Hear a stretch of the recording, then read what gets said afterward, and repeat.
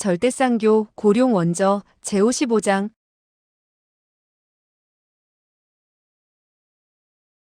55. 강벼락의 순환. 모용곰에는 전신이 검은 옷으로 가려져 있었고 심지어 머리마저 덮여 있었기 때문에 한동안 그녀를 주시하던 삼고랑도 그녀가 어떻게 생겼는지를 알 수 없었다. 그녀는 드디어 참지 못하여 입을 열었다. 이분은 누구입니까? 삼고랑의 물음에 우물쭈물하던 소어아가 결국 대답했다. 이 아가씨는 내가 하고 있는 일과 매우 큰 관련이 있으니 장차 알게 될 것이요. 그는 모용구매를 삼고랑에게 넘겨주며 독촉했다. 빨리 가시오. 모용구매는 고개를 돌려 그를 바라보며 무언가를 말하고자 했지만 소어아가 이미 발길을 돌렸기에 말을 하지 못했다. 그녀의 이러한 표정을 지켜보고 있던 삼고랑은 얼굴에 한 가닥 의심하는 듯한 빛이 스쳤으나 이내 한숨을 길게 내쉬며 모용구매에게 말을 던졌다. 나를 따라와요.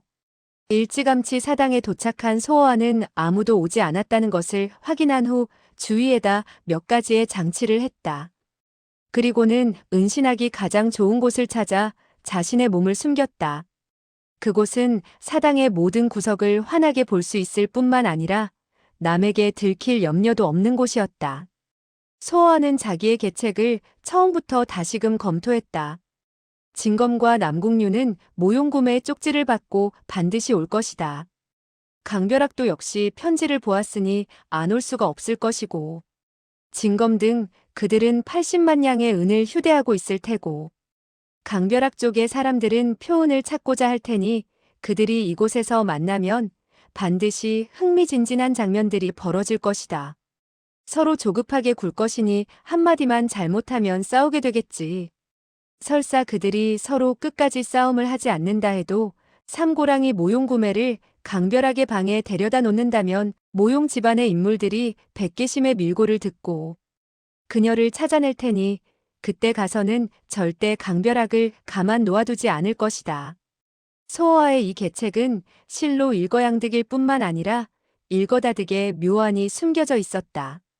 첫째, 강벼락에게 죄를 뒤집어 씌워 쓰라림을 맛볼 수 있게 하는 것이 가장 큰 이득이었다. 둘째, 소선녀, 고인옥 등 어젯밤 그를 골탕 먹인 사람들에게 대가를 치러줄 수가 있었다. 셋째, 결국 모용구매를 자기 집안의 사람에게 돌려주게 되면 설사 정신이 회복되지 않는다 해도 떠돌아다니며 놀림을 당하지는 않게 될 것이었다.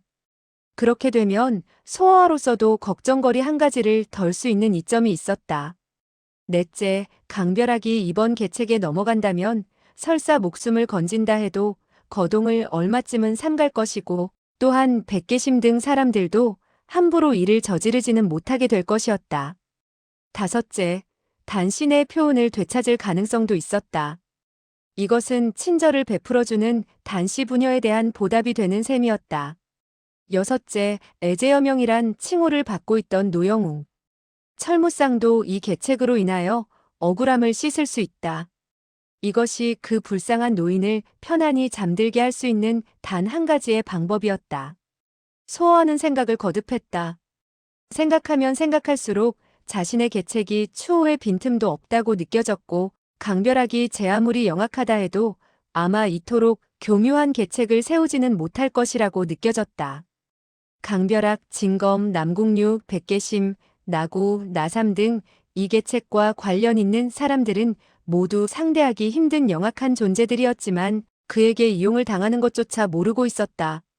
그는 이 세상에 자기의 계책을 미리 알 수 있는 자는 절대로 없을 것이라 자부했다. 그는 자기도 모르게 웃음 띤 얼굴로 뇌까리기까지 했다. 누가 감히 나를 이 세상에서 가장 총명한 사람이 아니라 말할 수 있나? 누가 감히 내가 천재가 아니라고 말할 수 있겠느냔 말이다. 이봐, 나를 따라오라니까. 삼고랑은 다시금 그녀를 재촉했다. 그러나 모용구매는 전혀 그녀의 말을 듣지 못한 듯 그저 소어아가 가버린 방향을 넋을 잃고 바라볼 뿐이었다. 삼고랑은 일부러 그녀의 앞을 가로막았다. 그녀의 몸집은 모용구매보다 훨씬 컸기 때문에 모용구매의 시선을 막을 수가 있었다. 당신은 왜 나의 앞을 가로막는 것이죠? 그는 떠나간 지 이미 오래되었다. 도대체 무엇을 바라보는 것이냐? 모용구매는 머리를 갸우뚱거리며 한참이나 생각에 잠겨 있더니 갑자기 웃음을 띄었다. 옳은 말이에요. 그는 이미 갔지요. 하지만 그는 언젠가 반드시 나를 찾아올 거예요. 그는 너를 속이고 있는 거야. 너를 이곳까지 데려온 것으로 너희들의 사이는 이미 끝난 것이란다. 그가 절대로 나를 속이지 않으리라는 것을 나는 잘 알고 있어요. 그녀는 자신만만한 표정으로 고개를 들었다. 달빛이 그녀의 미소 띤 얼굴을 비추고 있었다. 맑고 아름다운 그녀의 눈동자 속에는 미래의 행복이 가득 차 있었다. 그녀의 이런 모습은 실로 더없이 아름다웠다. 삼고랑도 여자였지만 그녀의 모습을 보자 자신도 모르게 멍해졌고 한참이 지난 후에야 정신을 되찾을 수 있었다. 내가 어떻게 그가 거짓말을 한 것이 아니라고 장담할 수 있나? 그분이 나를 이곳까지 데려온 것은 오직 내 마음 깊이 파묻혀 있는 악마를 내쫓기 위해서입니다. 그 악마가 내 몸에서 떠난다면 그는 다시금 나를 찾아올 것입니다. 너의 마음속에 악마가 파묻혀 있다고? 모용구매는 애절한 한숨을 내쉬었다. 바로 그 악마가 내 마음속에 파묻혀 있기에 나는 과거의 일들이 생각나지 않습니다. 삼고랑은 그녀의 아름답고도 순정 어린 얼굴을 바라보며 천천히 말을 이었다. 너는 과거를 아무것도 기억하지 못한다는 말이냐? 만약 내가 제정신이었다면 그분이 너를 이곳에 데려오지 않았을 것이라는 얘기냐? 그도 나와 헤어지기 싫어하는 것을 나는 잘 알고 있어요. 너의 정신만 회복되면 그는 즉시 너를 찾아온단 말이지. 삼고랑의 음성은 질투로 인하여 떨리고 있었다. 모용구매는 여전히 방긋 웃으며 말을 이었다. 그는 틀림없이 저를 찾으러 올 것입니다. 그는 또 다른 말은 하지 않았느냐? 모용구매의 안개가 가득한 눈에서 갑자기 빛이 쏟아져 나왔다. 또 있어요. 그는 나를 이 세상에서 가장 영리하고 아름다운 소녀라고도 했어요. 그리고 내가 그의 말을 잘 듣는다면 영원히 내 곁에서 떠나지 않겠다고 했지요. 나는 당연히 그의 말을 잘 듣겠어요. 삼고랑은 그녀의 이러한 말에 갑자기 울부짖는 음성으로 부정하듯 말했다. 거짓말이야. 모용구매는 그녀의 외침소리에 놀라 겁난 눈동자로 그녀를 살폈다. 왜요? 그것은 새빨간 거짓말이야. 너는 조금도 영리하지 않을 뿐만 아니라 조금도 예쁘지 못하고 단지 일개의 추한 미친 여자밖에 되지 않는다. 그분이 절대로 너를 좋아할 리가 없어. 모용구매는 멍하니 그녀의 말을 듣고 있다가 끝내는 눈물로 두 뺨을 적셨다. 나를 속이려는 것이지. 나를 속인 것뿐이지. 삼고랑의 선량한 눈에는 놀랍게도 흉악한 빛이 가득 차 있었다. 그녀는 큰 목소리로 다시 이야기를 시작했다. 생각해보아라. 그와 같은 분이 어찌 너 같은 미친 계집을 좋아할 리가 있겠느냐? 이것은 결코 꾸며대는 말이 아니란다. 모용구매는 더 이상 참다 못하여 두 손으로 얼굴을 감싸쥐고는 소리를 내며 울었다. 나는 미친 사람이 아니야. 나는 결코 미친 사람이 아니란 말이야. 내가 미치지 않았다면 그럼 너는 누구이며 어디에 살고 있었느냐?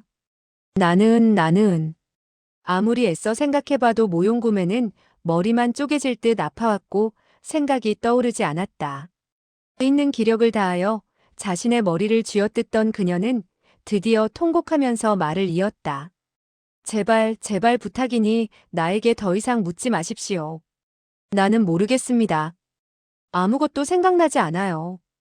그러나 애걸하며 괴로워하는 모용구매에게 삼고랑은 냉소를 터뜨렸다. 자기가 누구인지도 모르는 사람이 미친 사람이 아니라면 누가 미친 사람이란 말이냐? 이 말에 모용구매는 크게 충격을 받은 듯 눈을 크게 떴다. 나는 미쳤다. 나는 미쳤단 말이다. 그분이 나를 좋아할 리가 없다. 좋아할 리가 없단 말이야. 이렇게 외친 그녀는 통곡을 하며 마구 달려가기 시작했다. 삼고랑은 그녀의 모습이 완전히 사라진 것을 본 후에야 비로소 숨을 돌리며 허탈한 듯 내뱉었다. 가라. 멀리 멀리 가라. 그분이 영원히 너를 찾을 수 없게 말이다. 그녀의 입가에서는 한 가닥의 잔혹한 승리의 미소가 넘쳐 흘렀다. 평상시에는 그토록 선량했던 여인이 남자를 사랑하고 독차지하기 위해 이같이 잔혹한 일을 저지른 것이다. 하지만 그것은 매우 정상적인 일이었고 절대로 그녀가 잘못을 저질렀다고 탓할 수만은 없는 일이었다. 그토록 영리한 소어와도 역시 이런 변을 예상하지는 못했다. 그는 이 세상에 질투하지 않는 여자는 없다는 것을 잊었던 것이다. 그는 여자의 마음이 갈대와 같다는 말을 잊었던 것이었고 여자의 약속은 자신에게 유리할 때만이 지켜진다는 것을 몰랐던 것이다. 남자로서 만약 불행하게도 그 점을 잊는다면 무슨 일을 하든 간에 성공할 수 있는 가능성이 희박했다. 운이 매우 좋은 사람을 제외하고는. 소어하는 어둠 속에서 조용히 사람들이 나타나기를 기다리고 있었다. 그곳은 교회였기 때문에 야경 소리도 들리지 않았고 시간이 어떻게 되었는지도 알 수가 없었다. 이때 멀리서 은은히 부산스러운 소리가 들려오기 시작했다. 소어하는 정신이 번쩍 들었다. 어느 쪽에서 먼저 왔을까? 양쪽 모두가 조급하겠지만 강벼락은 비교적 침착하게 처신할 테니 아마도 진검 쪽이 먼저 온 모양이다. 당나귀의 울음소리와 마차 수레소리가 점점 다가왔다. 과연 내 생각대로 진검 그들이구나. 하지만 그들이 당나귀가 끄는 수레로 은을 운반할 줄이야. 그는 갑자기 이상한 생각이 들었다. 진검과 남궁류 같은 집안의 공자는 설사 수레로 은을 운반한다 해도 말로 수레를 끌 것이지. 절대로 당나귀로 끌지는 않을 것이라는 생각에서였다. 소어하는 비록 허황된 장난꾸러기였지만 일을 처리할 때는 매우 치밀했기 때문에 약간의 이상한 것도 그냥 지나치지 않았다.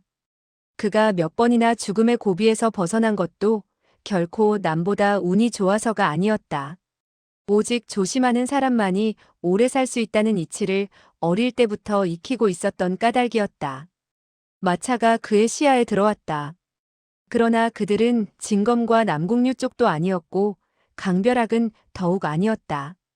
엉뚱하게도 그들은 상복 차림의 산발을 한 16, 7명의 촌여자들이었다. 아닌 밤중에 홍두깨격이지 이 무슨 엉뚱한 일이란 말인가. 이토록 깊은 밤에 이 촌여자들은 잠도 자지 않고 무엇 때문에 이곳에 왔단 말인가. 그 촌여자들은 사당에 들어서자 일제히 땅바닥에 꿇어앉아 방성대곡을 했고 왼쪽에 있던 부인은 큰 절을 하며 곡을 하는 것이 아닌가. 영감. 불쌍한 내 영감. 당신의 영혼이 계신다면 말 좀 해보십시오. 나는 당신 집안의 핏줄을 이어주려고 10여 년 동안을 과부로 늙으며 고생 끝에 아들을 키웠습니다. 그런데 그가 남의 해침을 받을 줄이야. 나보고 앞으로 무엇을 믿고 살아가라는 것입니까? 이 부인의 연령은 40대 안팎이었고 비록 상복 차림을 하고는 있었지만 깔끔한 용모였다. 부인의 뒤에는 젊은 안악이 그 부인의 등을 쓰다듬으며 울먹였다. 작은 어머님, 제발 고정하셔요. 몸을 생각해서라도 너무 상심하지 마십시오. 그러다가 무슨 일이라도 생기는 날엔 가산을 모두 뺏기고 말 것입니다. 작은 어머님이 뭐하러 남에게 좋은 일을 해줍니까? 이때 오른쪽에 꿇어앉아 있던 부인이 지지 않으려는 듯 즉시 울음을 터뜨렸다. 영감. 당신의 영혼이 계시다면 저 천한년의 입을 찢어주십시오. 비록 내가 난 자식은 아니지만 그래도 우리 집안을 이어받을 핏줄인데 어찌 내가 그런 끔찍한 일을 저지르겠습니까? 저천한 것이 오직 우리의 가산이 탐이나 저에게 죄를 뒤집어 씌우려는 것입니다. 정말 억울합니다. 그 부인은 나이가 조금 위인 것 같았고 얼굴이 못생긴 편이었으며 또 보기 민망할 정도로 야위었다. 그녀가 이렇게 울고불고 하자 그의 옆에서도 역시 젊은 부인이 그녀를 따라 울었다. 큰어머님, 제발 몸을 생각해서 너무 상심하지 마십시오. 다른 사람들도 눈이 있으니 절대로 저 악독한 작은 어머님에게 가산을 빼앗기지는 않을 것입니다. 소어는 이 몇 마디를 듣자 사태를 어렴풋이 짐작할 수 있었다. 원래 이 두 부인은 한 남편을 섬긴 부인과 첩이었다. 그녀들의 남편은 일찍이 세상을 하직했고 아들을 하나 남겼는데 그는 첩의 자식이었다. 아들이 죽기 전에 첩은 아들의 귀중함을 믿고 자주 본부인을 괴롭혀왔다. 그러다 그 아들이 갑자기 죽고 말자 본부인은 오랫동안 당한 울분을 참지 못해 첩을 내쫓으려 했고 첩은 본부인이 자기 아들을 죽였다고 우기며 도리어 본부인을 내쫓으려 했다. 그들은 집안 싸움의 시비를 가리기 위해 이토록 깊은 밤에 조상의 사당을 찾아온 것이었다. 소어는 이렇게 일이 전개될 줄은 꿈에도 생각지 못했다. 그는 당황해서 귓속이 윙윙거렸고 그저 그녀들을 쫓아내고자 하는 마음만이 간절했다. 비록 낡아빠진 사당이었지만 역시 그 부인들의 소유였으니 그가 어떻게 그녀들을 쫓아낼 수 있단 말인가. 게다가 만약 그가 나서 있을 때 강벼락 등 사람들이 갑자기 들이닥친다면 그의 계책이 완전히 수포로 돌아가게 될 위험이 있었다. 그가 마음속으로 푸념을 하며 부인네들을 원망하고 있을 때 얼굴을 가린 대여섯 명의 흑의인이 소리 없이 사당 입구에 나란히 나타났다. 드디어 나타나셨군. 강벼락 내놈도 역시 별 수 없는 놈이로구나. 그러나 이 일을 전혀 모르고 있는 부인들은 아직도 울며 불며 서로 욕을 하고 있었다. 그 흑의인들이 그녀들 뒤에 다가와 섰지만 전혀 입을 열지는 않았다. 처음에 그 본부인과 첩은 저승에 있는 남편을 이용하여 빗대어 상대를 욕했었는데 지금은 열이 오른 듯 서로 직접 욕을 퍼부었다. 본부인이 첩을 가리키면서 말했다. 여우 같은 년. 내년만 없었으면 내 남편이 벌써 돌아가셨을 리가 만무하다. 내 자식이 죽은 것이야말로 천벌인데 내년이 감히 그 죄를 내게 뒤집어 씌우려 하다니 하늘이 두렵지 않느냐? 첩도 가만히 듣고만 있지는 않았다. 이 추악하기 짝이 없는 년아. 물을 떠다 얼굴을 비춰본 뒤에나 남을 질투할 일이지. 너야말로 내 남편을 죽인 진범이야. 본부인의 음성 속엔 노기가 등등했다. 누가 내 남편이야? 그분은 분명히 내 남편인데 내가 무슨 자격으로 그분을 남편이라 부르느냐? 이 망할려나. 너야말로 진짜 집안을 망칠 년이다. 자식 하나도 못 낳은 주제에 무슨 큰 소리냐? 내가 아니었던들 남편 묘소에 향불을 피울 사람조차도 없을 뻔하지 않았느냐? 첩의 치욕적인 욕설을 듣자 흥분한 본부인은 치를 떨며 첩의 뺨을 후려쳤다. 따귀를 얻어맞은 첩은 상기된 얼굴로 외치다시피 말했다. 좋다. 이제 감히 손까지 올라오다니 너 죽고 나 죽자. 그녀는 덤벼들어 본부인의 머리채를 잡아당겼다. 양쪽으로 갈라서 있던 젊은 부인들은 이 광경을 보자 급히 싸움을 막으려 했다. 하지만 결국은 서로 치고받게 되었고 심지어 당사자들보다 더욱 치열한 싸움을 벌이게 되었다. 정말 가관이었다. 여러 명의 아낙네들은 머리카락이나 옷자락을 휘어잡으며 뒹굴기 시작했다. 싸움이 점점 치열해지면서 그 아낙네들은 흑의인들이 서 있는 곳까지 밀려갔다. 이때 갑자기 쉭, 쉭, 쉭 하는 소리가 들려오며 싸움을 하고 있던 아낙네들의 몸에서 수십 개의 암기가 솟구쳐 나왔다. 그 암기들은 실로 악독하고 빨랐다. 흑의인들은 이미 완전히 암기에 덮여 있었고 전혀 피할 가망이 없어 보였다. 사실 소어는 벌써부터 뭔가 수상한 점을 발견했었다.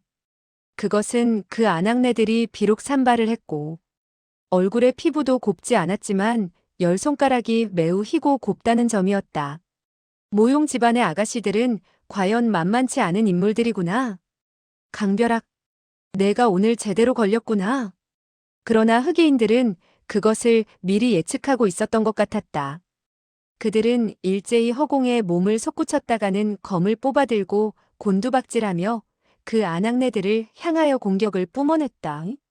그렇다고 그 아낙네들도 만만한 것은 아니었다. 그녀들은 제각기 신형을 날려 흑의인의 공격을 피했다. 그녀들의 손에도 어느새 무기가 쥐어져 있었다. 이때 흑인 중에 우두머리인 듯한 자가 갑자기 냉소를 지으며 입을 열었다. 감히 내 앞에서 조잡한 관계를 부리다니. 그따위 재주로 나를 속이는 것은 어림도 없다. 이 사당은 이미 멸족을 당한 집안의 것이다. 너희들은 도대체 누구냐? 사실대로 말하지 않는다면 살아서 이곳을 나갈 생각은 하지 말아라. 소어하는 이 광경을 보자 속으로 한숨을 내쉬었다. 강벼락은 과연 여우같이 교활한 놈이구나. 무슨 일을 하든지 사전에 치밀한 조사를 하고 계획을 세우니 말이다. 이때 그 본부인이 냉소를 지으며 흑이인에게 물었다. 시침을 떼지 말아라. 우리가 뭐 때문에 이곳에 왔는지 내가 모른단 말이냐? 그녀의 이런 질문은 사실 대답하기가 그리 어려운 것이 아니었다.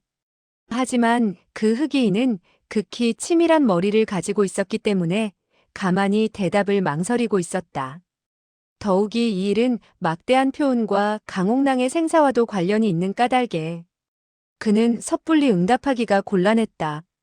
상대방이 왜 왔는지를 알고 있다고 응답하면 자신이 그 표은을 강탈했다는 것을 인정하는 것이 되고, 만약 상대방이 그를 떠보는 것에 지나지 않는다면 결국 계책에 말리게 되는 것이기 때문이었다. 이때 본부인과 첩이 서로 눈짓을 교환하더니 첩이란 여인이 먼저 입을 열었다. 당신은 도대체 누구죠? 그 편지 때문에 온 것이 아니오?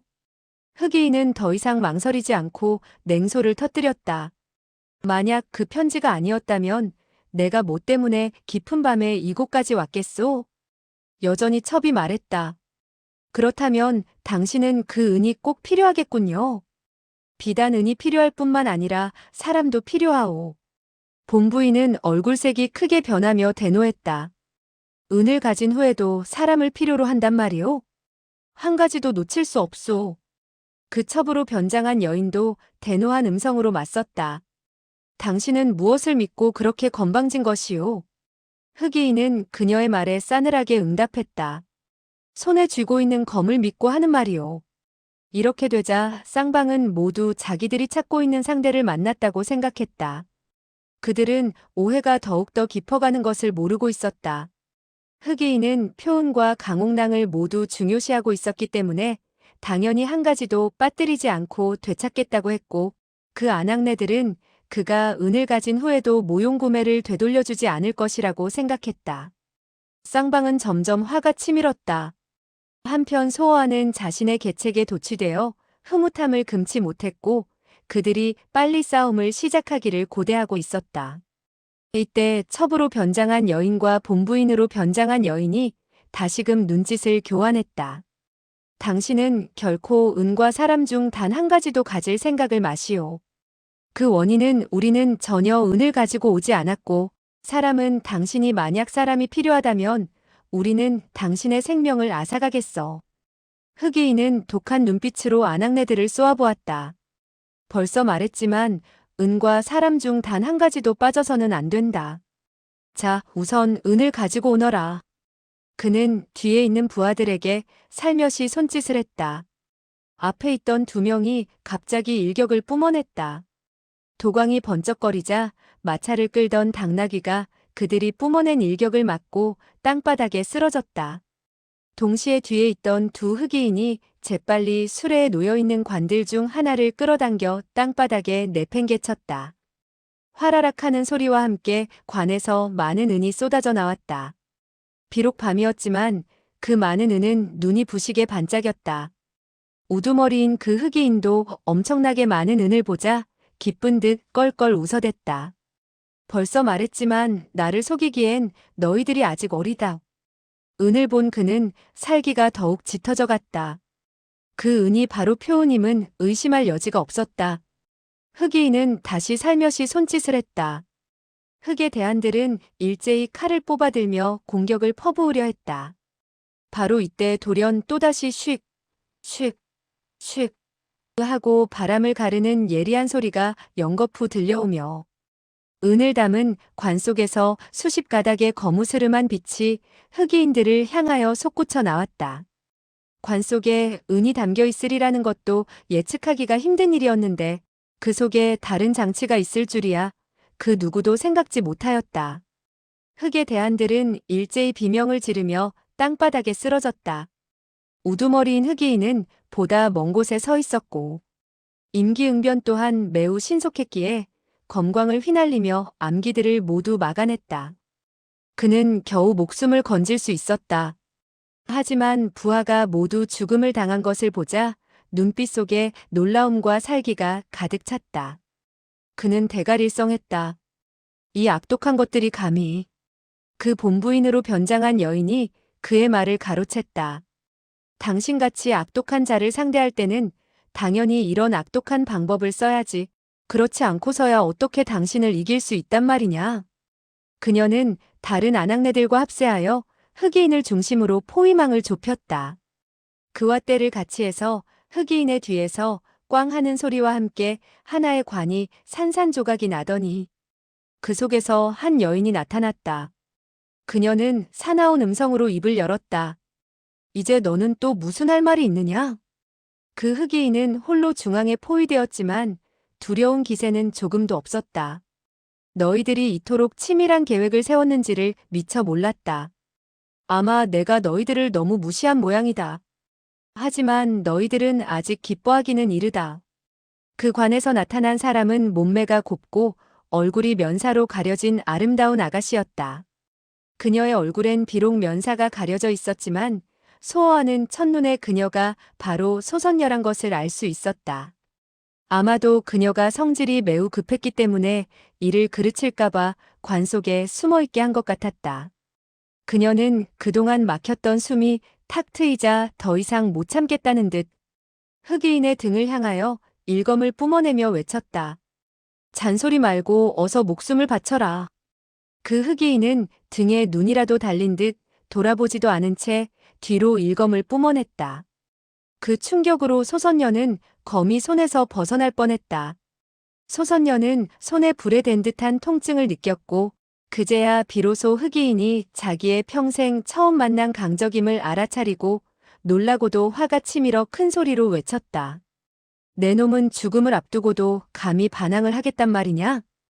흑이인은 뿜어낸 일검의 기세를 이용하여 재빨리 벽 쪽으로 물러섰다. 죽음을 앞두고 있는 자가 누군지 어디 사방을 바라보아라. 그의 이러한 말이 떨어지자 아낙네들은 즉시 고개를 돌려 바라보았다. 이때 사당 밖에는 헤아릴 수도 없는 많은 흑이인이 도사리고 있었다. 그들 손에는 모두 활이 쥐어져 있었다. 여인들은 모두 아연실색함을 금치 못했다. 흑이인의 냉소 섞인 목소리가 다시 들려왔다. 지금 이 사당 밖에는 140장의 철퇴공이 놓여 있고 또한 매 한 장의 궁마다 300석의 침이 들어있다. 내가 셋을 셀 동안 만약 무기를 버리고 항복하지 않는다면 결과가 어떻게 될 것인지는 너희들도 짐작하고도 남을 것이다. 140장의 철퇴공이 한꺼번에 발사된다면 설사 무예계의 제일 가는 절정고수라도 막을 수가 없었다.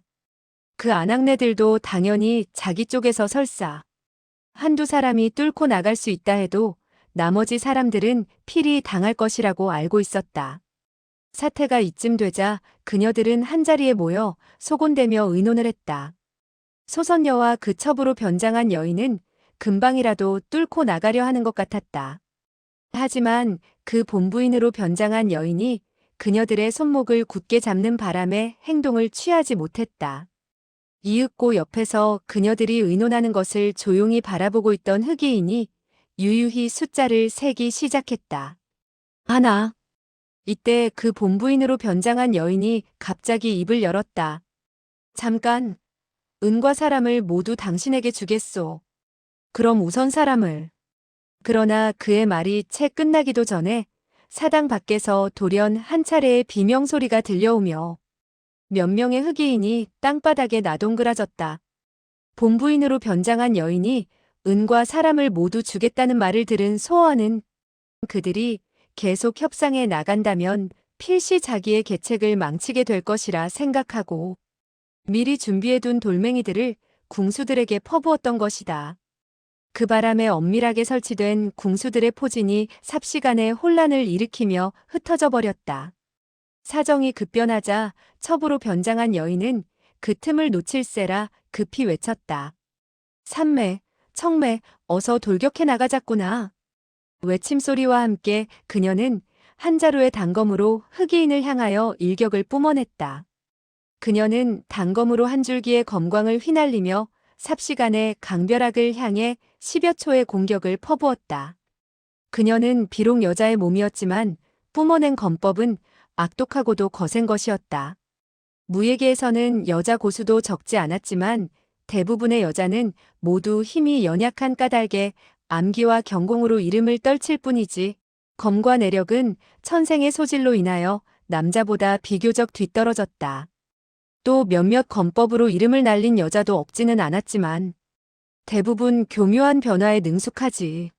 이처럼 거친 힘과 악독한 초식을 동시에 지닌 경우는 거의 없었다. 하지만 첩으로 변장한 그 여인은 비단 검법이 악독할 뿐만 아니라 매 초마다 상대와 함께 죽을 결심을 각오하고 있는 듯했다. 곁에 서 있는 그 본부인으로 변장한 여인은 그저 검을 가슴팍에 비스듬히 비껴들고 있을 뿐이지 전혀 협공할 기세가 없었다. 여자와 남자가 격투할 때는 손해보는 쪽이 아무래도 여자였다. 그러므로 여자들이 설사 협공을 한다 해도 무예계에서 그것을 가지고 왈가왈부할 사람은 없었다. 그러나 이 첩으로 변장한 여자는 자기의 신분을 생각하는 듯 협공을 전혀 바라는 눈치가 아니었고 그 본부인으로 변장한 여자 역시 눈을 번뜩이고 서 있을 뿐 참견하지 않았다. 이 얼마나 패기가 가득한 여자들인가. 흑의인은 이 광경을 보면 볼수록 이상하게 여겨졌다. 생각하면 생각할수록 놀라움이 커갔다. 그를 더욱 놀라게 한 것은 그 젊은 부인들로 변장한 시녀 같은 여인들도 암기를 퍼붓는 수법이 보통이 아니라는 점이었다. 그녀들이 손을 번쩍 들기만 하면 밖에서는 즉시 몇 가닥의 비명소리가 들려왔다. 소선녀는 벌써부터 밖으로 달려나가 이리저리 몸을 날리고 있었다. 100여 명의 흑의 대한 중 이미 40~50명이 땅바닥에 쓰러졌고 나머지 대한들은 자신을 방어하기에도 바빴다. 이 광경을 주시하고 있던 소어아는 기뻐서 심장이 터질 것만 같았다. 강벼락에게 여러 번이나 당한 분노를 오늘에야 비로소 풀 수 있었기 때문이었다. 첩으로 변장한 그 여인의 검은 점점 신속해졌고 초식 또한 악독해졌다. 그녀는 매 초마다 흑의인의 급소를 노렸다. 이번에 그녀는 흑의인의 목구멍을 향하여 일검을 퍼부었다. 남이 보기엔 흑의인이 패배를 앞두고 있다고 생각할 정도였다. 그러나 흑의인은 실로 매우 영악한 성격의 소유자라 생각에 잠겨 있었던 까닭에 지금까지 자신을 방어할 뿐이었지. 정신을 쏟아 격투하지는 않았던 것이었다. 그는 생각을 끝내자 갑자기 우렁찬 음성으로 껄껄 웃으며 평범한 일검을 뿜어냈다. 그러나 그 첩으로 변장한 여인은 상대방이 뿜어낸 가벼운 일검이 천여 근의 힘을 지니고 있는 것 같이 느꼈다. 그녀는 검이 당도하기도 전에 이미 웅혼한 힘이 밀려오는 것을 느꼈다. 하지만 그녀는 이미 초식을 변경할 수가 없었기 때문에 맞부딪혀 갈 수밖에 없었다. 그녀의 검법은 비록 악독하고 강인했지만 내력은 여전히 그 흑의인을 따라가지 못했다. 이 광경을 옆에서 지켜보고 있던 본부인으로 변장한 여인은 다급한 목소리로 급히 말했다. 그와 힘의 대결은 하지 말아라. 그녀는 협공 따위를 하고 싶지는 않았지만 사태가 너무나 긴박했기에 하는 수 없이 장검을 휘날리며 치열한 격전 속으로 달려들어갔다. 쨍그랑 하는 소리가 들려오며 불꽃이 사방으로 튕겼다. 본부인으로 변장한 여인과 첩으로 변장한 여인은 동시에 흑의인과 일격을 맞부딪혔다. 하지만 그녀들은 그 힘을 이겨내지 못하고 쥐고 있던 장검을 손에서 놓칠 뻔했다. 이 혈전을 주시해온 소어아는 안타까움을 금치 못했다. 이 계집들이 자기들의 특기를 쓰지 않고 도리어 남과 힘의 대결을 하니 정말 죽고 싶어 환장한 모양이구나.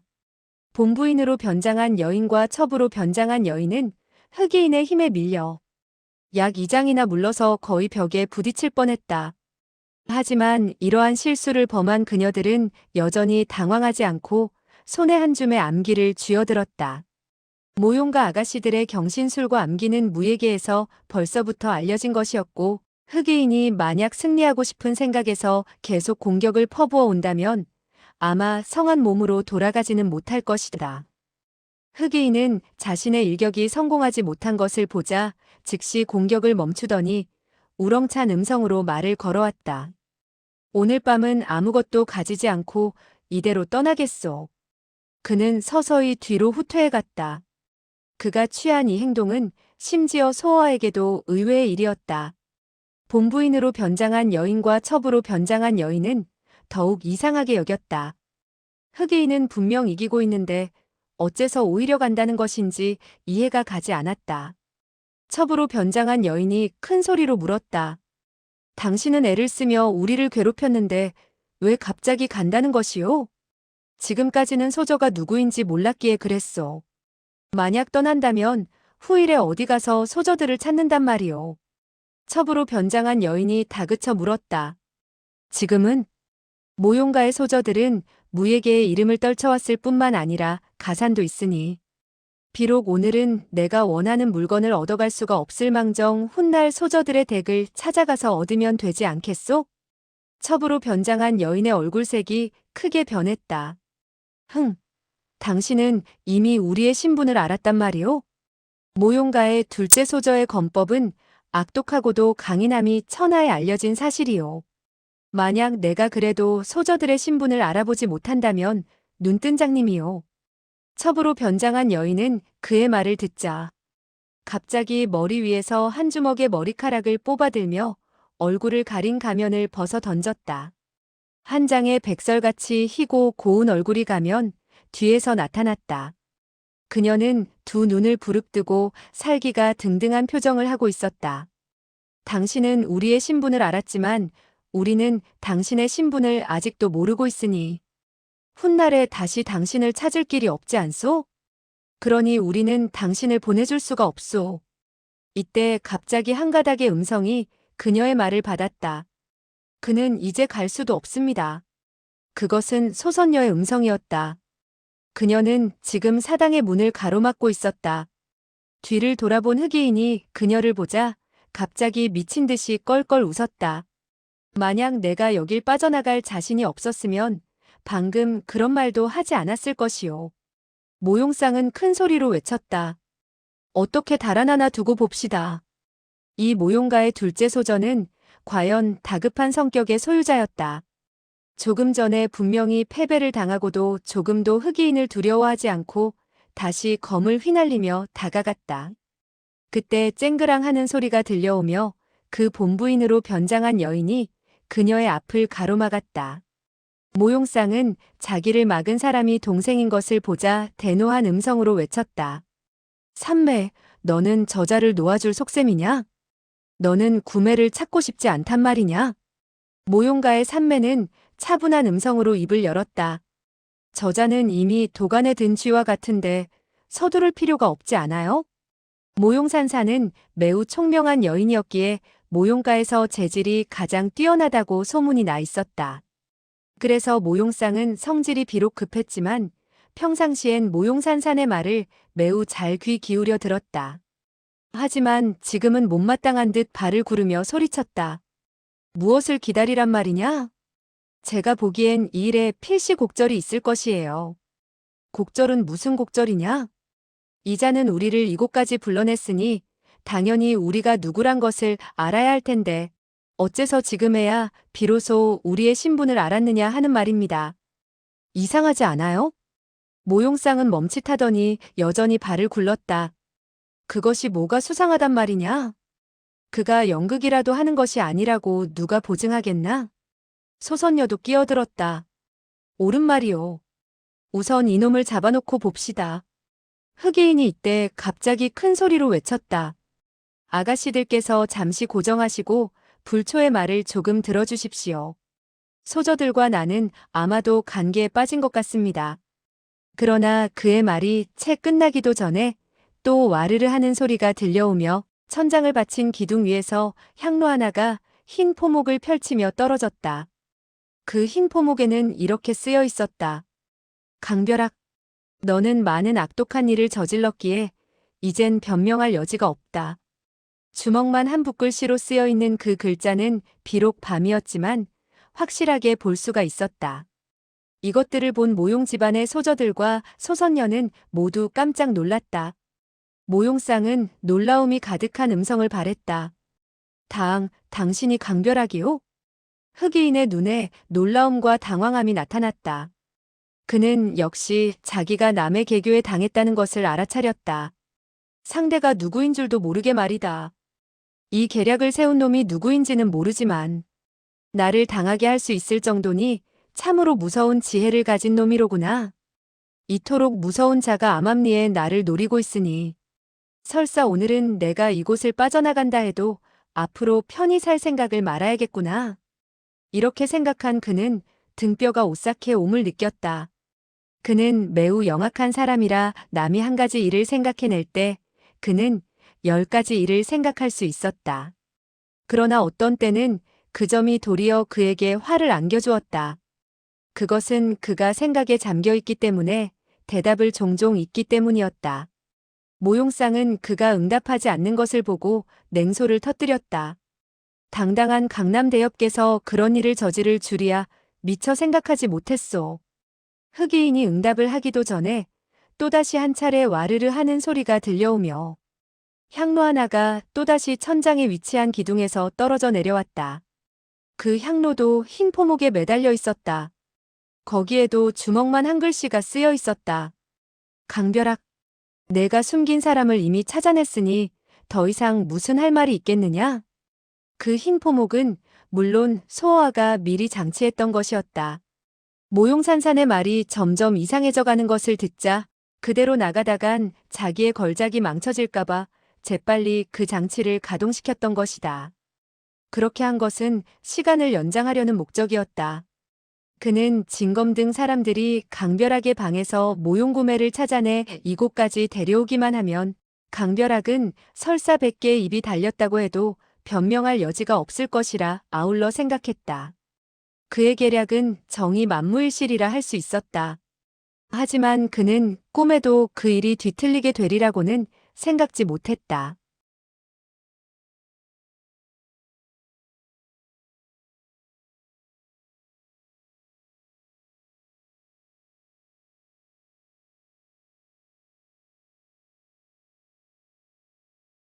절대쌍교 고룡 원저 제56장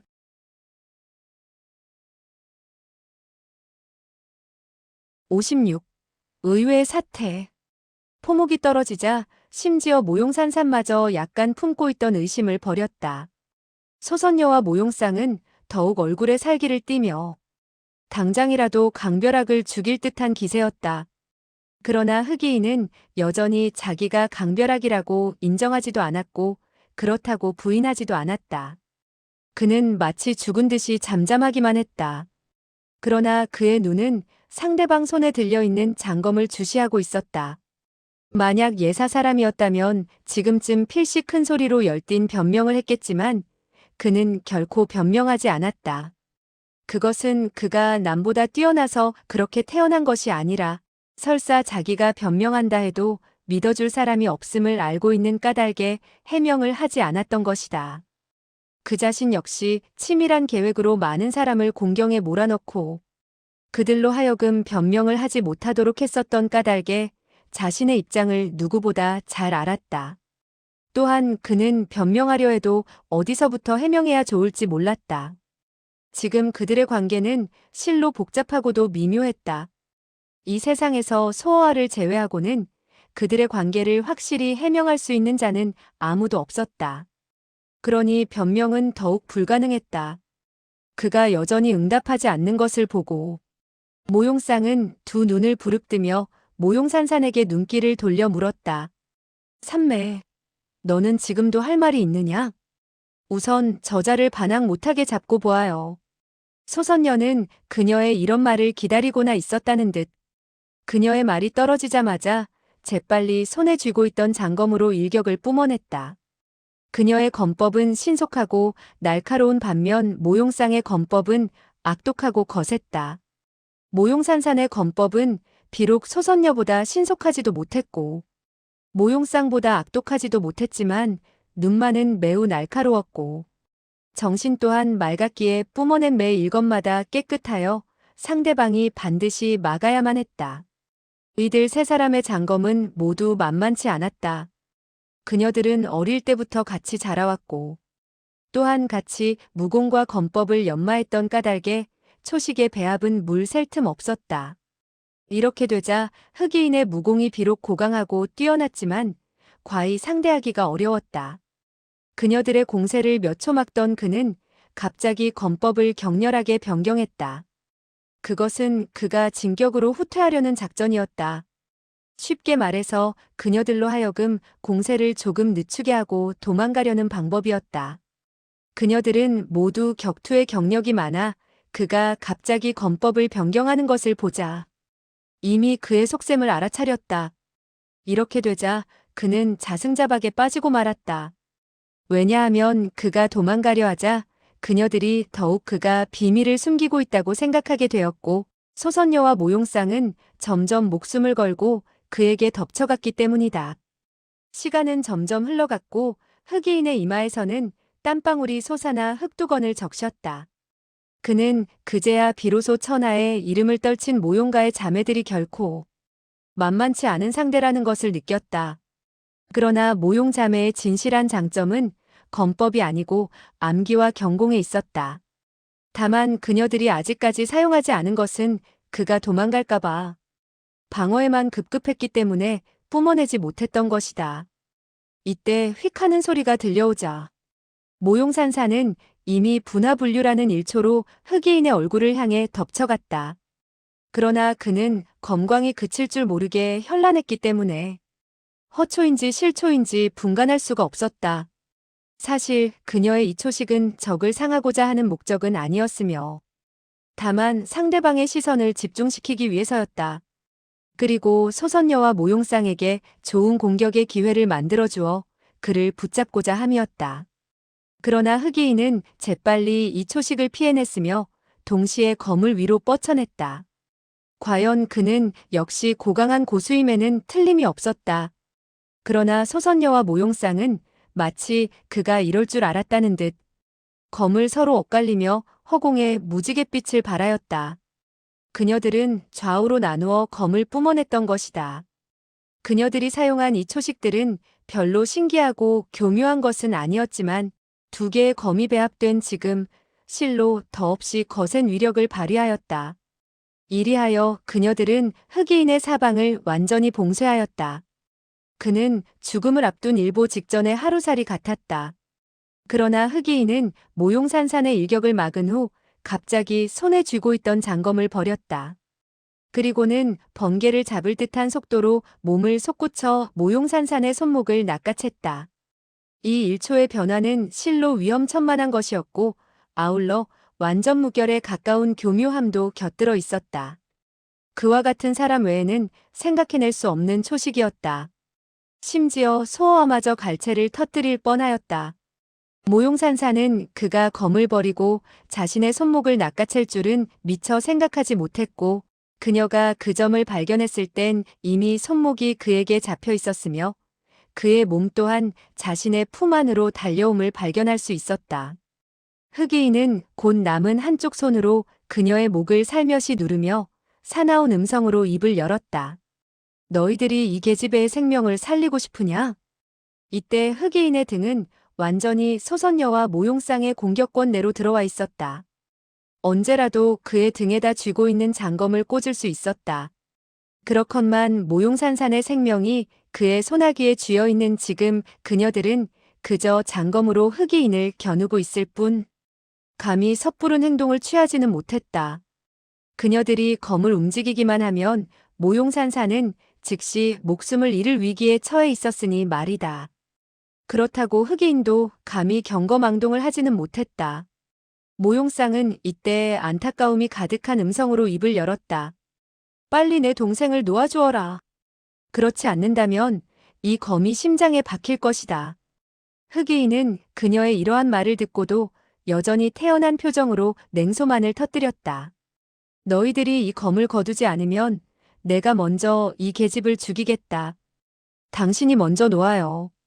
그러면 우리도 당신을 놓아주겠소. 소선녀는 날카로운 음성으로 쏘아붙였다. 흑이인은 소선녀의 이러한 말을 듣자 껄껄 웃으며 눈알을 부라렸다. 여인이 선이고 남자는 후하라는 것이 이 세상의 예의이고 도리이니 너희들이 먼저 검을 거두어라. 이번에는 모용쌍이 나섰다. 우리가 어떻게 당신을 믿을 수 있단 말이오? 나 역시 너희들을 믿을 수 없다. 쌍방은 모두 경거망동하지 못했고 또한 섣불리 놓아주지도 못했기에 잠시 동안 서로 버티게 되었다. 소선녀와 모용쌍은 모두 다급한 성격의 소유자였기 때문에 너무 조급한 나머지 얼굴에서 땀이 줄줄 흐르고 있었고 어쩔 줄을 몰라 했다. 그러나 모용산사는 추호의 다급함이나 초조함을 찾아볼 수 없었을 뿐만 아니라 도리어 목소리조차 차분히 가라앉아 있었다. 언니, 절대로 검을 놓아서는 안 됩니다. 이자는 나에게 해로운 짓을 할 용기가 없을 테니까요. 그러나 흑이인은 여유만만했다. 참는 데는 나도 남보다 뛰어난 소질을 지니고 있으니 이대로 버티어간다 해도 나에게는 무방하오. 소선녀는 점점 크게 화가 돋았다. 당신은 도대체 언제까지 버틸 작정이오? 당신들이 나를 놓아줄 때까지 버틸 작정이오. 이렇게 되자 소선녀는 너무나도 조급한 나머지 몸이 비틀리는 것 같았다. 소어하는 쓰디쓴 미소를 지으며 속으로 생각하였다. 바보 같은 계집. 내가 무엇 때문에 그렇게 조급해하냔 말이다. 때가 되면 도울 사람이 어련히 오지 않을까 봐. 바로 이때 먼 곳에서 새 인형이 나는 듯이 다가왔는데 눈 깜짝할 사이에 사당까지 당도했다. 그들은 바로 남궁류, 진검 그리고 고인옥이었다. 소어와 모용자매 그리고 소선녀는 모두 크게 기뻐했다. 반면 그 흑이인은 모용산산을 소나기에 넣고 있었기 때문에 별로 놀라거나 당황해하지는 않았다. 진검이 온 이상 더욱 모용산산을 죽게 내버려 두지는 않을 테니 말이다. 그저 자기가 모용산산을 잡고 있는 동안은 도망갈 궁리를 할 필요가 없다고 생각했다. 진검은 자기 처가 남의 손에 잡혀 있는 것을 보자 얼굴색이 크게 변했고 고인옥은 강호 경력이 가장 적었기에 이 광경을 보자 더욱이 멈칫하며 놀랐다. 소선녀가 발을 동동 구르며 고인옥에게 말을 던졌다. 이 바보 같은 사람아. 빨리 가서 도와주지 않고 왜 그렇게 멍청하게 서 있는 거야? 흑이인이 이 말을 듣자 재빨리 큰 소리로 외쳤다. 누가 가까이 접근하기만 하면 내가 이 여인을 없애버리겠다. 진검이 제일 당황했다. 이것이 어떻게 된 영문이요? 서로 좋게 타협을 하십시다. 이 일은 사실 모두 오해에서 비롯된 일이지만 이쯤 되어버렸으니 설사 내가 해명을 한다 해도 당신들은 믿어주지 않을 것이요. 모든 말은 내가 이 사당을 나간 후에 하기로 합시다. 모용쌍은 진검을 향하여 큰 소리로 외쳤다. 절대로 저자를 놓아주어서는 안 됩니다. 저자는 매우 교활한 자니 그의 속임수에 넘어가서는 안 돼요.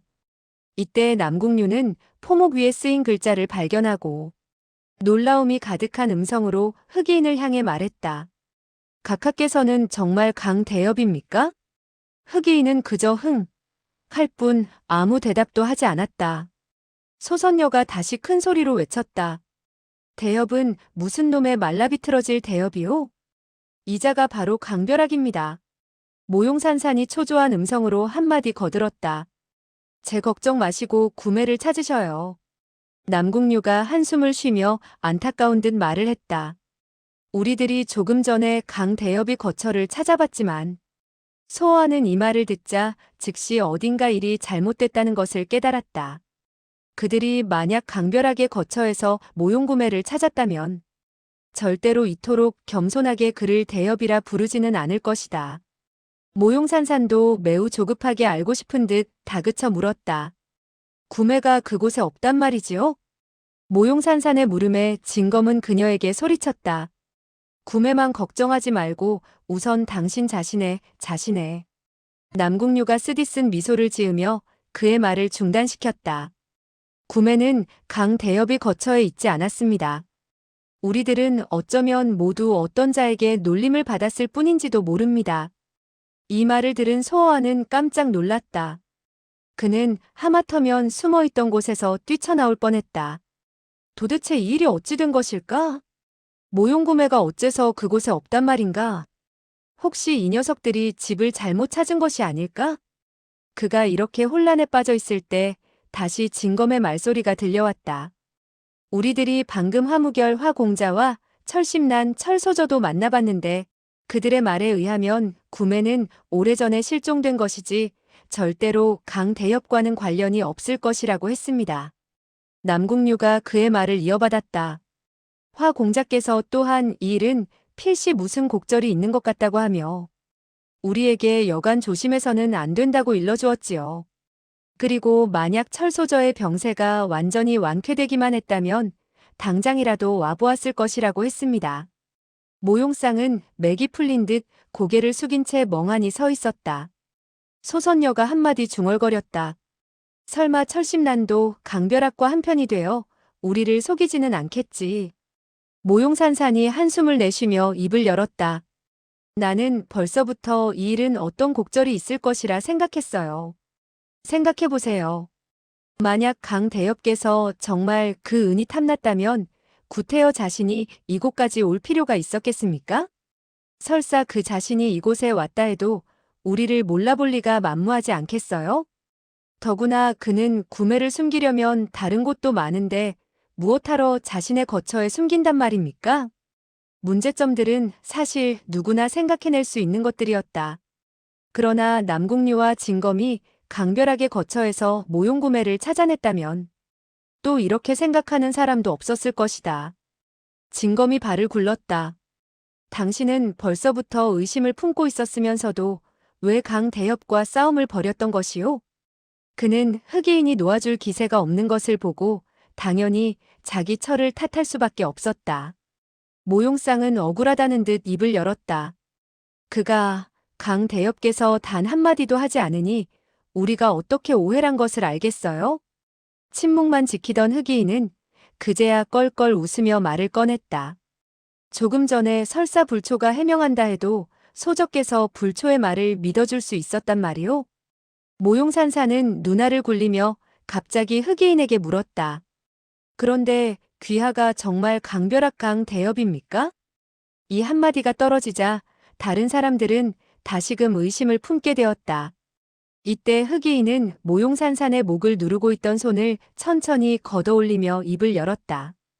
이제 오해가 풀렸으니 불초가 강벼락이든 아니든 그 결과는 마찬가지 아니겠습니까? 그러나 그는 여전히 얼굴을 가린 흡두건을 벗으려 하지 않았다. 진검은 이때 모용산산의 옆까지 다가서서 작은 음성으로 살며시 물었다. 여보, 당신은 아무 일도 당하지 않았소?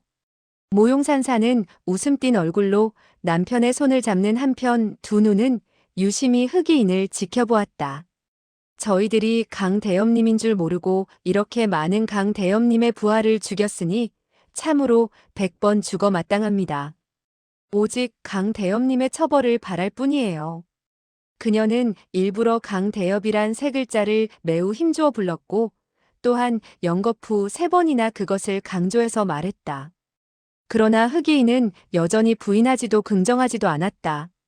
쌍방이 싸움을 하게 되면 자연히 부상당하는 자도 있고 사망하는 자도 있기 마련인데 어찌 부인을 탓하겠습니까?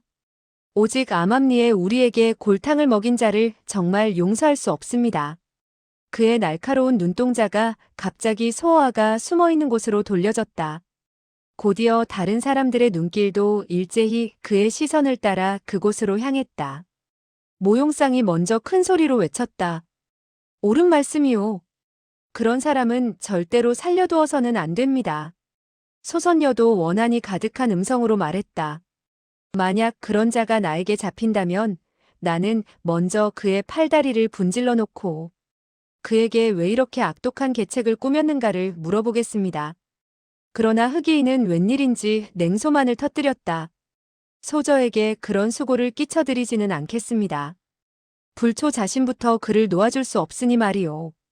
그들은 말을 주고받으며 소어와의 은신처를 완전히 포위했다. 이렇게 많은 절정의 고수들이 한 사람을 포위했으니 제 아무리 무공이 뛰어난 사람이라 해도 그 포위망을 뚫고 나갈 생각은 버려야 할 판이었다. 소어와의 손바닥은 식은땀으로 미끈거렸다. 그는 자신이 그들에게 잡히는 날엔 필시사지가 남아나지 않을 것이라는 것을 잘 알고 있었다. 그는 그야말로 스스로 파놓은 구덩이에 자기가 빠지는 결과가 되고 말았다. 그는 이 경각에 100여 가지의 방법을 강구해 보았다. 그러나 이 포위망을 뚫고 나갈 방법은 없었다. 이때 흑의인의 냉소가 들려왔다. 일이 이쯤 됐는데도 귀하께서는 나오지 않을 작정이요? 모용상이 질세라 한마디를 거들었다. 댁은 벌써부터 그놈이 이곳에 숨어 있는 것을 알고 있었으면서도 왜 일찍 말하지 않았소? 흑의인이 그제야 해명을 했다. 그것은 이곳에서 날아온 암기가 불초의 부하를 상하는 것을 보자 부인들이 미리 설치한 매복인 줄 알고 말하지 않았을 뿐이요. 소어하는 속으로 욕설을 마구 퍼부었다. 내 놈의 눈알은 정말 개 눈같이 밝구나. 그는 생각나는 대로 욕을 뱉어내기는 했지만 이번에 자신이 이곳에서 빠져나가는 것은 하늘에 올라가는 것보다 더욱 어려울 것 같았다. 이때 흑의인의 차디찬 음성이 다시금 들려왔다.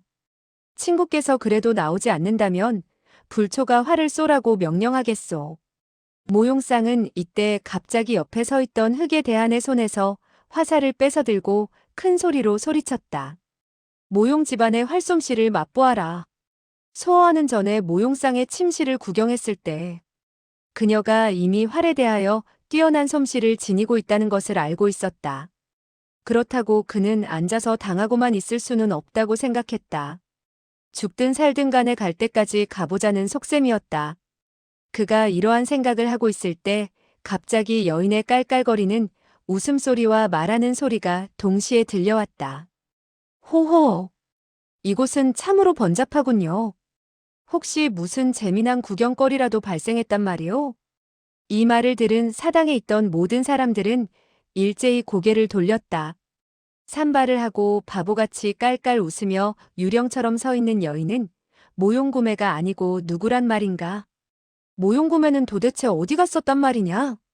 어째서 또 갑자기 이곳에 나타났단 말이냐? 이렇게 생각한 소어와도 너무 뜻밖이라 어리둥절해하면서 그 영문을 몰랐다. 심지어 무엇이 어떻게 돌아가는지 알 길이 없을 정도였다. 모용자매는 모용구매를 보자 놀랍고도 기쁨을 감추지 못하는 한편 일제히 입을 열었다. 구매. 너를 보고 싶어서 미칠 지경이었다. 그녀들은 재빨리 모용구매에게 달려가 손목을 잡았다. 그러나 언니들의 울음 섞인 목소리와 반가운 행동과는 달리 모용구매는 망연히 그녀들을 바라보며 아무것도 모르는 것처럼 깔깔거리며 웃기만 했다. 당신들은 누구요? 나는 당신들을 모르겠는데요? 모용상이 이 말을 듣자 떨리는 음성으로 물었다. 구매. 너는 이 언니도 몰라보겠단 말이야? 그녀의 눈에서는 뜨거운 눈물이 흐르고 있었다.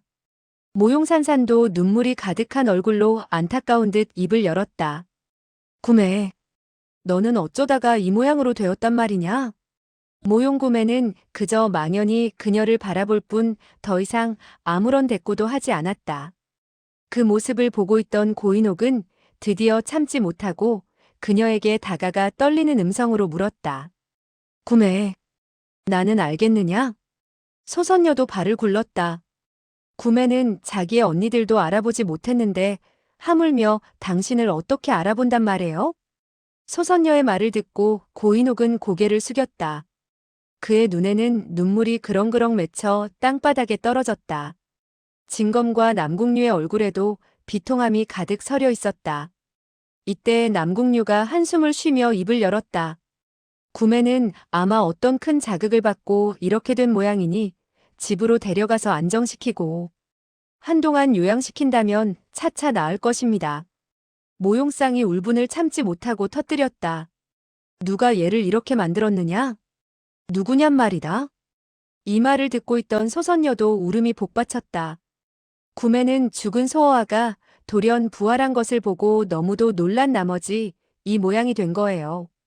사실 소어아는 죽지 않았고 일부러 구매를 놀려주려는 것이었는데 모용상은 큰 소리로 외쳤다.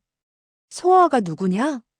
소어아는 성은 강씨고 나이는 비록 많지 않지만 머릿속은 온통 나쁜 생각으로 가득한 사람이고 남을 골탕 먹이는 것이 취미인 사람이에요. 모용상은 소선녀의 말을 듣고 크게 대노했다. 지금 그놈이 어디 있느냐? 지금쯤은 아마 죽었을 겁니다. 순간 모용상은 멈칫했다. 너는 방금 그가 죽지 않았다고 했는데 이제 와서 그가 죽었다니 도대체 그는 살아있느냐? 아니면 죽었느냐? 처음에는 죽지 않았었지만 그 후 절벽 아래로 떨어져서 죽었을 거예요. 그렇게 말하던 소선녀는 말을 잠시 중단하고 무언가 석연찮은 표정을 짓더니 다시 말을 이었다. 하지만 그놈은 귀신도 놀라는 실력을 지니고 있어서 다른 사람이 분명 그가 죽었다고 생각할 때마다 나타나곤 했으니 그의 시체를 확인하기 전에는 누구도 감히 그가 죽었다고 확신할 수는 없어요. 이때 흑의인이 그들의 이야기 속으로 끼어들었다.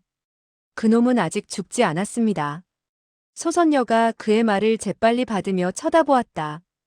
당신이 어떻게 아시죠? 최근에 내가 그를 본 적이 있으니까요. 모용상은 큰 소리로 외쳤다. 지금 그가 어디에 있는지 당신은 알고 있어? 내가 보기엔 그는 지금쯤 바로 그는 마치 숨어있는 사람이 바로 소어아라는 것을 알아차린 것처럼 말했다. 순간 소어아는 심장이 얼어붙는 듯 했다. 그러나 흑의인의 말이 채 끝나기도 전에 갑자기 모용구매의 입에서 탄성이 바래졌다. 소어아, 기억나는 것 같아요. 그녀가 무언가 기억을 되찾는 기미가 보이자 모든 사람이 다시금 놀라면서도 기쁜 표정을 지었다. 모용상이 다시 떨리는 음성으로 입을 열었다. 너는 모든 것을 완전히 생각해낼 수 있느냐? 모용구매는 정신 나간 사람처럼 한참이나 그녀를 바라보더니 천천히 입을 열었다. 아, 당신은 둘째 언니군요. 모용상은 크게 기뻐하며 그녀를 껴안았다. 그리고는 기쁨의 눈물을 흘렸다. 모용산산도 너무 기뻐하며 어쩔 줄을 몰라 했다. 구매. 하늘이 너를 불쌍하게 여긴 까닭에 다시 기억할 수 있도록 한 모양이구나. 모용구매가 활짝 웃는 얼굴로 그녀를 바라보았다. 셋째 언니. 제가 다시 언니를 뵐 수 있다니 이것이 꿈이에요? 아니면 생시예요? 그러나 이 한마디를 던진 그녀는 두 눈썹 밑에 애수가 서리며 통곡하기 시작했다. 그들 자매가 서로 웃고 울며 한데 뭉친 것을 남몰래 지켜보던 소어아도 눈시울이 붉어져 오는 것을 느꼈다. 모용구매는 본시 그의 원수였고 또한 제정신을 되찾은 지금 그의 계획이 산산조각 났을 뿐만 아니라 모용자매가 그를 찾아 복수할 것을 방비해야 했는데도 불구하고 그는 웬일인지 가슴속 깊은 곳으로부터 뿌듯한 기쁨을 느꼈던 것이다. 그가 이런 마음을 느꼈던 것은 자신마저 자기를 나쁜 사람이라 생각하지만 사실 그의 마음은 누구보다도 따뜻한 피를 가진 인간이라고 보아야 했다.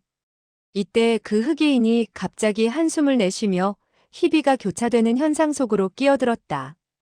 그 강소월한 작자가 모용자매의 동생을 이 모양으로 만들었으니 무예계의 인물은 누구라도 그를 가만 놓아두지는 않을 것입니다. 그가 지금까지 가지 않은 것은 바로 소어아를 상대하기 위해서였다. 그가 이렇게 말한 것은 모용가의 아가씨들이 기쁨 때문에 그 일을 잊을까봐 다시금 일깨우려는 속셈이었다. 과연 모용상이 눈물을 거두면서 원한이 서린 목소리로 입을 열었다. 내가 만약 그놈이 지금 어디에 있는지를 알기만 하면 당장 잡아서 갈기갈기 찢어 죽이겠어요. 내가 보기에는 그 녀석이 지금쯤 아마 바로 흑의인의 말이 채 끝나지도 않았는데 또 모용구매가 그의 말을 가로챘다. 사실 이번 일은 소어아만 탓할 수는 없어요. 그녀의 말을 들은 모든 사람은 일제히 놀라움을 감추지 못했다. 그 중에서도 가장 놀란 사람은 당연히 소어아였고 그 다음은 바로 소선녀였다. 그녀는 참다 못해 다급하게 물었다. 그놈을 탓하지 않고 누구를 탓한단 말이냐? 너는 그에게 뼈에 사무친 원한을 지니고 있지 않느냐? 모용구매의 입가에 처량한 미소가 번져나왔다.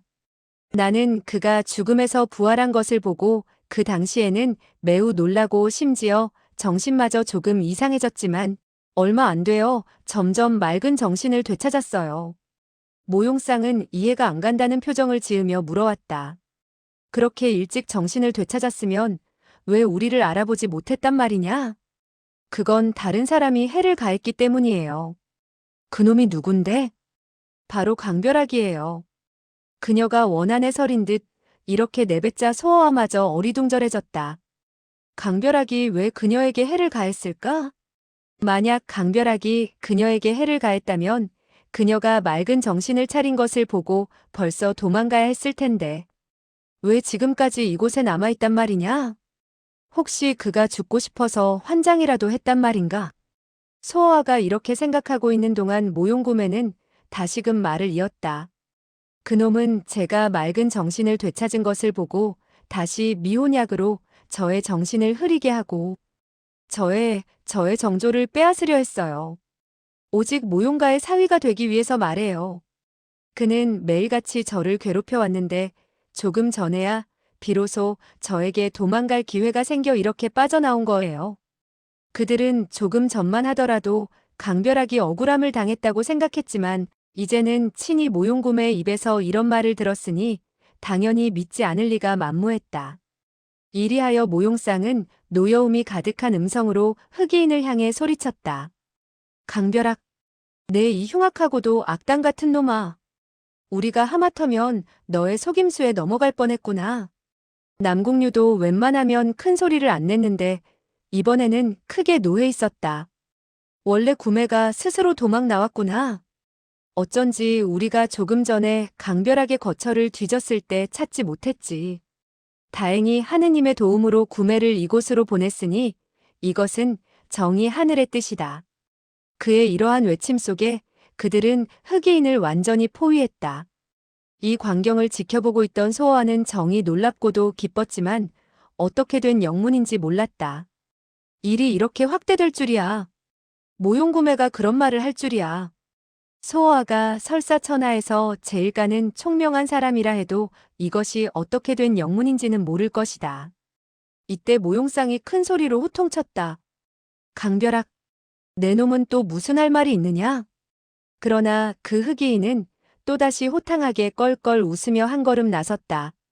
내가 언제 강벼락이라고 했소? 그리고는 얼굴을 가린 흑두건을 벗었다. 순간 모든 시선이 일제히 그의 얼굴로 집중됐다. 그러나 덥수룩하게 수염이 자란 흑의인의 얼굴은 과연 강벼락이 아니었다.